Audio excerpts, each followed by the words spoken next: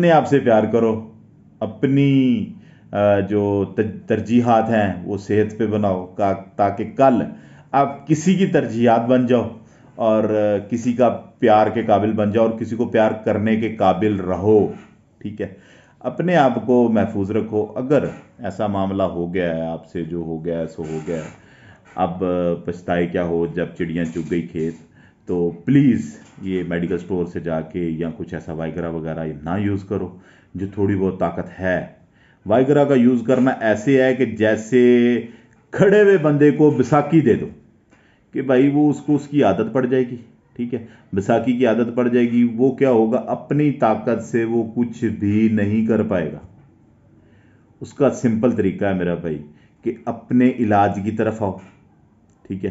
اول تو میرے پاس ایک دیہاتی لڑکا آیا تھا، تو مجھے اس کی بات بڑی اچھی لگی.